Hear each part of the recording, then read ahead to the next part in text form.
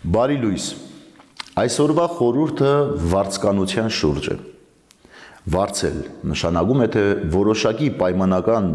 արժեքի դիմաց ծառայությունը գնել։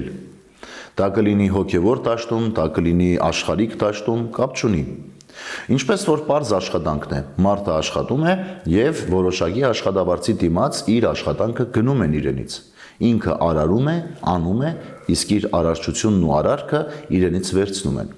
Սա բնական է աշխարհում, որովհետև յուրաքանչյուր մարդ, ով աշխատում է, պետք է վարձատրվի, եւ այդ վարձը պետք է լինի աշխատանքին համապատասխան։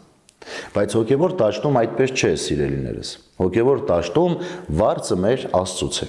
Երբ մարդը մոռանում է, որ Աստծուց պետք է վարձատրվի, նա դառնում է վարձկան մարդկանց ձեռքին, ովքեր պատրաստ են որոշակի գումար տալու, որպեսզի իր հոգևոր ծառայությունը, արդեն ճակերտավոր դարձած հոգևոր ծառայությունը մատուցի։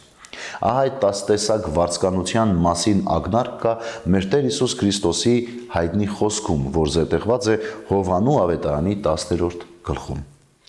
Ես եմ բարի հովիվը, բարի հովիվն իր կյանքն է տալիս ոչխարների համար։ Իսկ վարձկանը, որ հովիվ չէ եւ ոչխարներն էլ իրենը չեն, երբ իմանում է, որ գայլը գալիս է, թողնում է ոչխարներին ու փախչում։ Եվ գայլը հափշտակում է նրանց ու ցրում, քանզի վարձկան է եւ ոչխարների համար հոգ չի տանում։ Ուրեմն սիրելիներս, երբ վարձկանն է կարգված ոչխարներին հովվելու,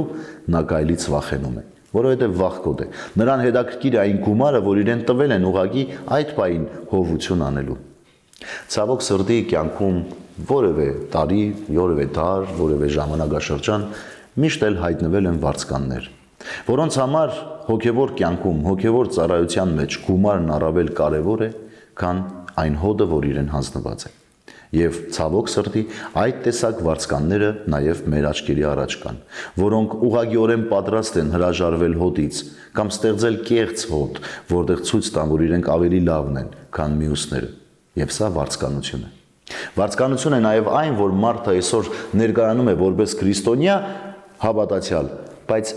մի թեթև գումարի ակնարկ անելու դեպքում մոռանում է, որ ինքը Տիրոջ հետևորդն է եւ կարևորում է այդ գումարը իր կյանքում։ Ուրեմն սիրելիներս, խուսափենք, հեռու մնանք այս տեսակ գայթակղություններից եւ աղոթենք այն բոլոր մարդկանց համար, ովքեր ընկնում են այդ տեսակ գայթակղությունների մեջ, որովհետեւ այն վարձը, որ Հայր Աստված պատրաստել է մեզ համար, առավել է, անսահման է, անհամեմատելի է, քան այն չնչին, ճղճիմ գումարայինը կամ նյութական վարձատրությունը, որ պատրաստ են մարդուն տալու հանուն իր արժեքների ուրացման։ Հավատարիմ մնանք Տիրոջը, սպասենք Տիրոջ գալստյանը եւ այն վարձը, որ Տերը պիտի տա, հավիտենական կյանքն է, որ մեզ դնելու է Աստծո հետ ապրելու այդ մեծ հրաշալի եւ ցանկալի վիճակի մեջ։